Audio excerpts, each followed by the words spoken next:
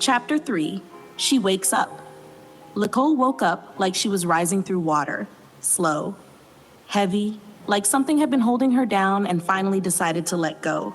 Her eyes opened to sunlight spreading across the ceiling in long, pale lines. It looked soft, harmless, familiar. For a moment, she didn't move. She just listened.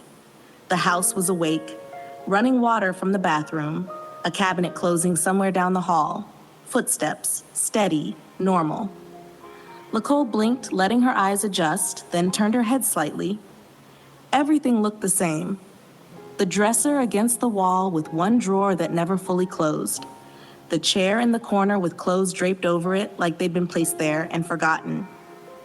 The curtains pulled halfway open, letting the morning in. Nothing out of place, nothing broken, nothing that said something had happened. She pushed herself up onto her elbows. Her body felt heavy. Not sore, not painful, just slower than usual. Like her limbs were catching up to her thoughts instead of moving with them. "What time is it?" she asked, her voice rough from sleep. In the bathroom, Lamont stood at the sink brushing his teeth. He looked at her through the mirror, foam at the corner of his mouth. "Almost 8. His voice came out casual, too casual, like this morning didn't carry anything unusual in it. Licole sat up fully, swinging her legs over the side of the bed. Her feet touched the floor, cold, solid, real. She stayed there for a second, grounding herself in it. From down the hallway came the sound of quick footsteps, light and uneven. Then laughter. Nah, right on time. A second later, the familiar scraping roll of plastic followed behind it. Bry's truck? Licole let out a quiet breath she didn't realize she was holding. Okay. Everything was fine. It had to be. She rubbed her face slowly, pressing her palms into her eyes before letting them fall away. The last thing she remembered, her mom's kitchen. Sitting at the table, that pressure behind her eyes, the light feeling too bright, her mom's voice asking if she was okay. Then, nothing. Licole frowned slightly. She tried to reach for the rest of the memory, tried to pull it forward. But it wasn't there. Not faded, not blurry, just gone. Like a page torn clean out of a book.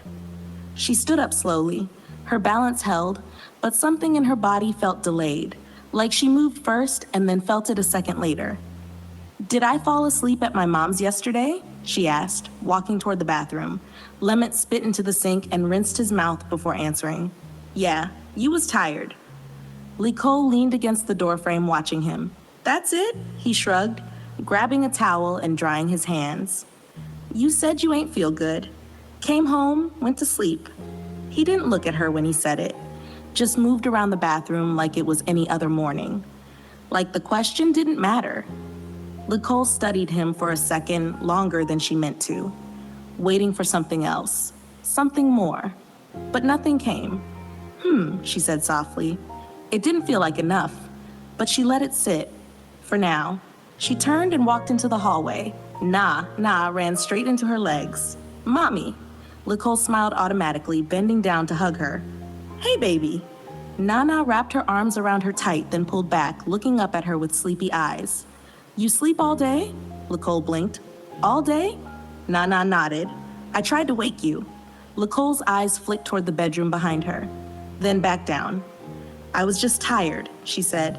The words came easy, too easy, like they were already waiting. Bry rolled his truck into her foot and looked up at her, completely unbothered, like the world hadn't shifted even a little. Licole straightened slowly. Her head still felt off.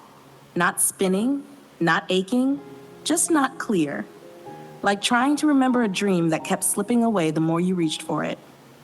She walked into the kitchen. Everything sat exactly where it should. Cups near the sink, cereal boxes lined up on the counter, the vitamins still sitting where they had left them, untouched. She paused, picked up the bottle, turned it slowly in her hand. For a second, the label didn't make sense. The words blurred together. Licole blinked. Once, twice. It snapped back into focus. Normal again. "You taking those today or what?" Lamont called from the bedroom. Licole looked down at the bottle, then toward the hallway. "Yeah," she said after a small pause. She shook 2 capsules into her hand. They sat there for a second longer than they should have. She stared at them, then lifted her hand and swallowed them dry. They stuck in her throat for a second. Uncomfortable, she reached for a glass of water and took a long sip.